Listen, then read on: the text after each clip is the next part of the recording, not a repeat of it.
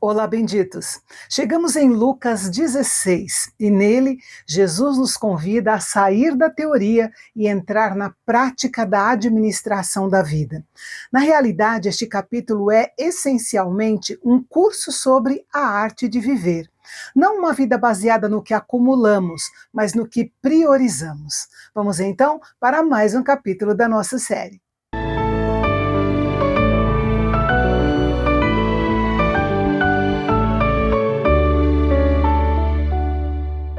Esta parece ser uma ocasião diferente do capítulo anterior. Aqui, Jesus ensinava aos seus discípulos e não à multidão. No entanto, um grupo de fariseus também estava presente, como nós vemos no versículo 14. Jesus começou contando a parábola do administrador infiel, a história de um homem que estava desperdiçando os bens do seu patrão. Ao ser descoberto, o patrão lhe disse: preste contas da sua administração. É bom lembrar que essas são palavras que todos nós ouviremos, tanto pecadores quanto justos. Todos teremos de prestar contas a Deus de como administramos o nosso tempo, os nossos talentos, os nossos bens, enfim, tudo que somos e temos. Quando o administrador fica sabendo que seria responsabilizado e antes de ser formalmente desligado da sua função, ele toma uma atitude audaciosa. Faz amizade com os devedores do seu patrão, liquidando as suas contas por menos do que realmente deviam. Ele usou a sua posição presente para se preparar para a próxima etapa da sua vida. A parte que nos choca é o versículo 8, que diz: E o patrão elogiou o administrador infiel por sua esperteza. Em um primeiro momento, pode-se pensar que Jesus está elogiando a corrupção. Mas não, o que Jesus está destacando aqui não é a desonestidade do homem, mas a sua percepção de urgência. A lógica de Jesus está um passo além. Ele completa seu pensamento dizendo que os homens de negócios da sua época, ou seja, os filhos deste mundo, eram mais sábios, ousados e visionários na administração daquilo que possuíam do que o povo de Deus, os filhos da luz, na administração do que possuía. A ideia é a seguinte: se as pessoas do mundo usam tanta criatividade e esforço para garantir um conforto passageiro nessa terra, por que nós, que dizemos crer na eternidade, somos tão apáticos com os recursos que Deus nos deu? O versículo 9 é a aplicação direta que Jesus faz da parábola, e é onde ele traduz a esperteza do administrador para a nossa vida espiritual. Ele se refere ao dinheiro como riqueza de origem injusta. Isso porque ela pertence a este sistema do mundo caído. O dinheiro é passageiro, engana o coração e muitas vezes é a causa de injustiças sociais. Jesus está sendo realista. O dinheiro é um recurso deste mundo e não do reino. Ele então nos orienta a fazer amigos com essas riquezas. E aqui está a estratégia. Assim como o administrador da parábola perdoou dívidas para ter amigos que o acolhessem, Jesus está dizendo que nós devemos usar o nosso dinheiro para abençoar pessoas. Isso chama-se investir com os olhos voltados para a eternidade. E ele conclui com a frase que ecoa em todo o Evangelho: vocês não podem servir a Deus e à riqueza. Alguns pensam que só porque não são ricos, não são escravos do dinheiro.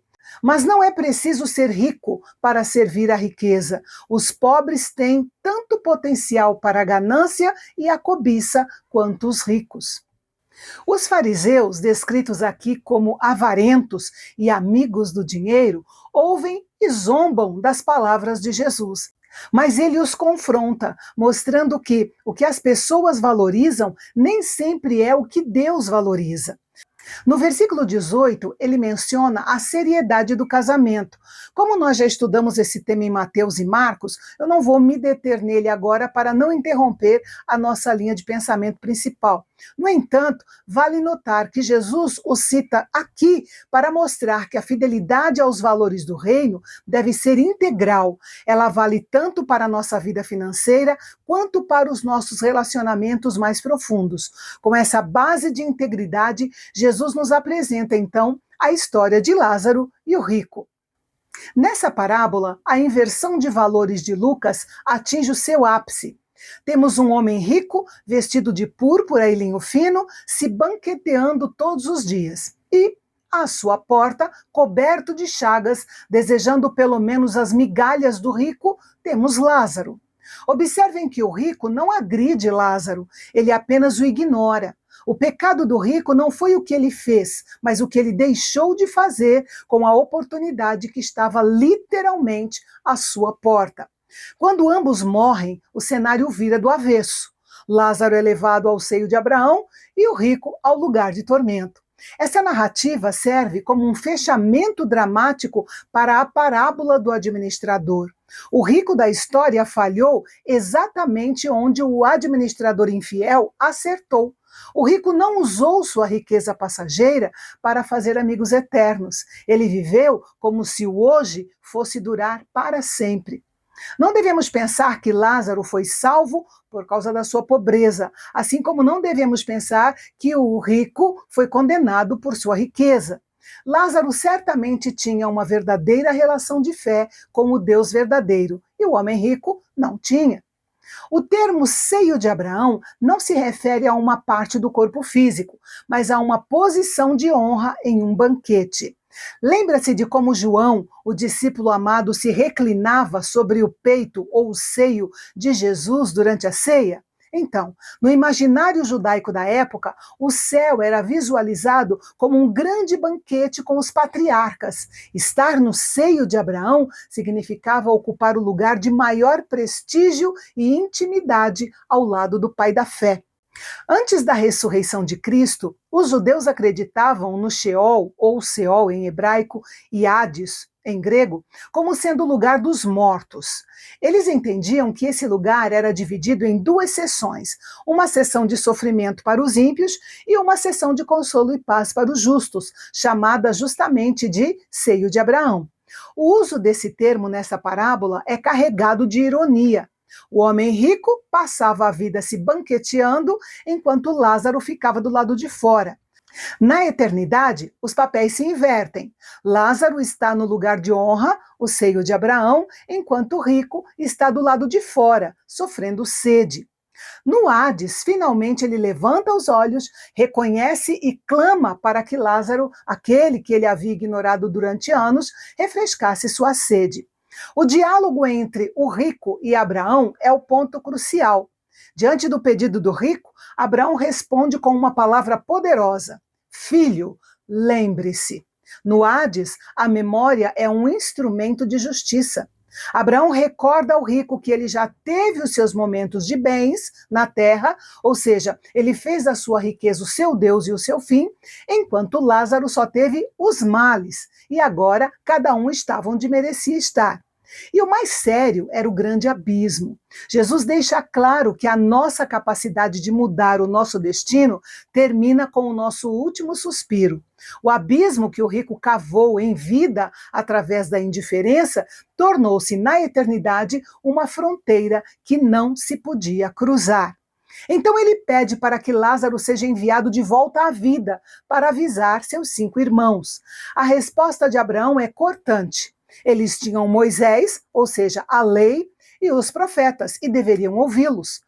Lucas reforça o que já vimos amplamente em Mateus, que a revelação que Deus nos deixou é suficiente. Se não dermos crédito à palavra de Deus, nem mesmo um milagre ou alguém ressuscitando dos mortos nos convencerá.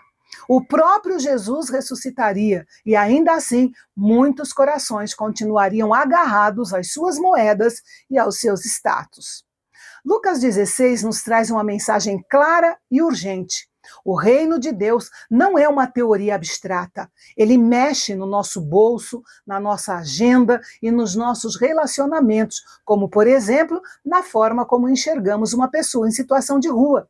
Que possamos ser administradores fiéis e espertos, reconhecendo que tudo o que temos pertence ao Senhor e que a melhor forma de acumular tesouros no céu é sendo as mãos de Deus na terra hoje. Se Lucas 16 é sobre como usamos o que temos, Lucas 17 será sobre quem nós somos. Como perdoar quem falha conosco 7 vezes no mesmo dia? Como ter uma fé que realmente funciona?